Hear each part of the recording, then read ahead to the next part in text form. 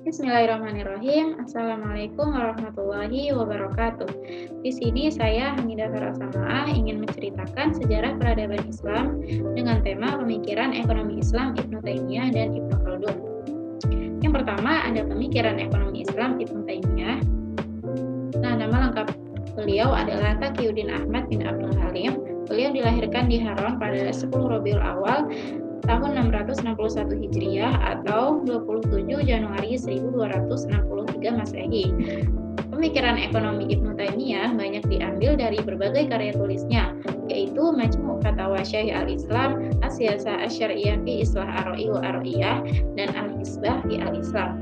Intisari dari konsep ekonominya adalah keadilan sosial ekonomi. Beliau menginginkan keadilan ini harus dirasakan oleh semua umat.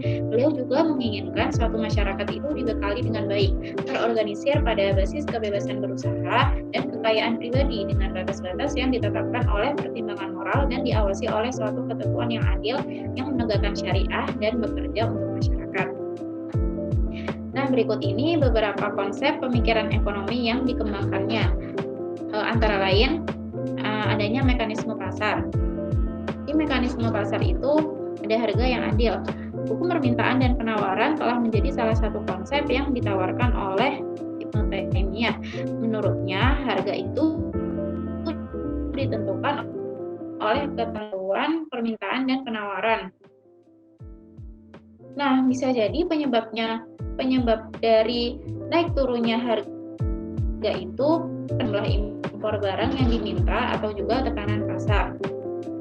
Meski demikian, beliau mengingatkan pentingnya harga yang adil.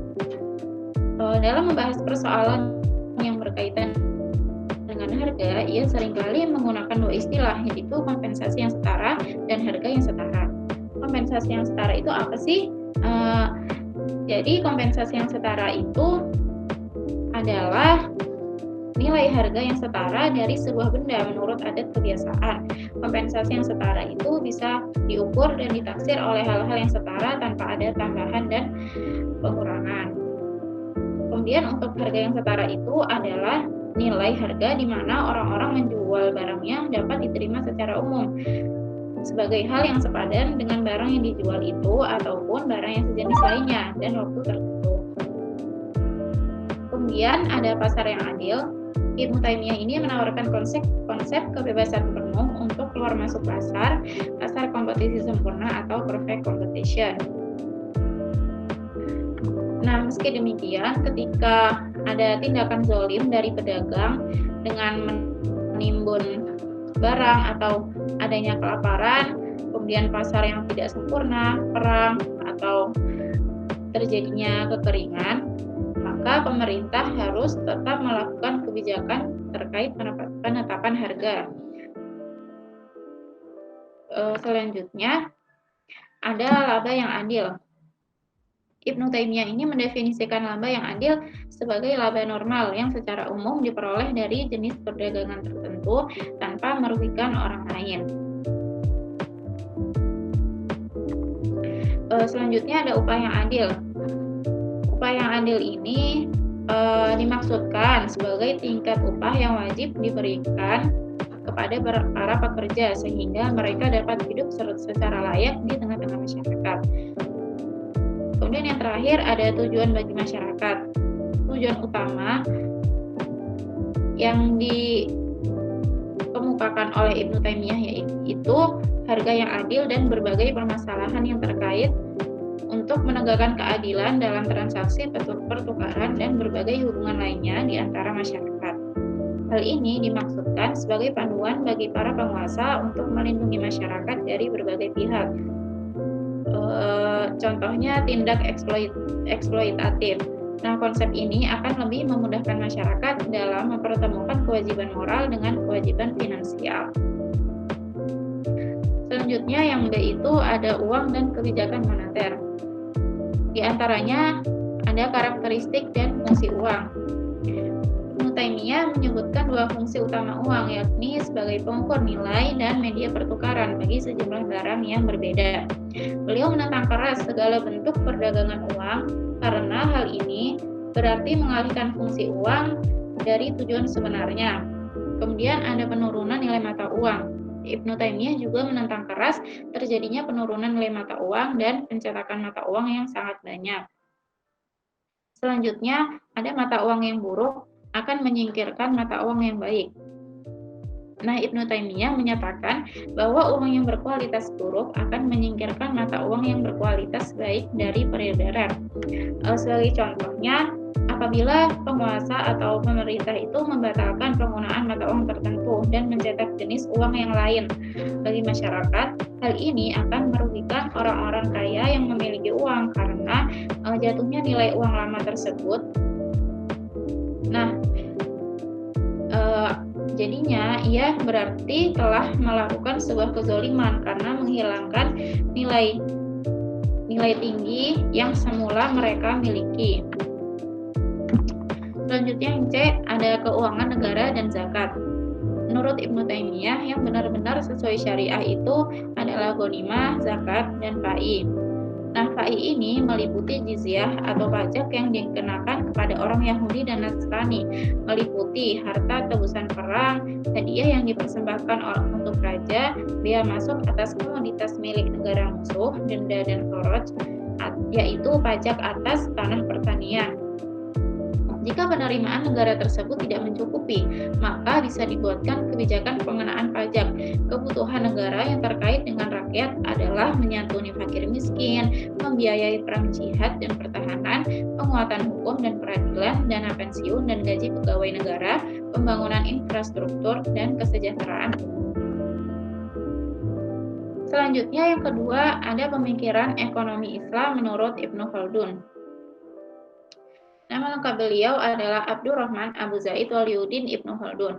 Beliau dilahirkan di Tunisia 1 Ramadan 732 Hijriah atau 27 Mei 1332 Masehi dan meninggal di Kairo pada tanggal 25 Ramadan 808 Hijriah atau 19 Maret 1406 Masehi.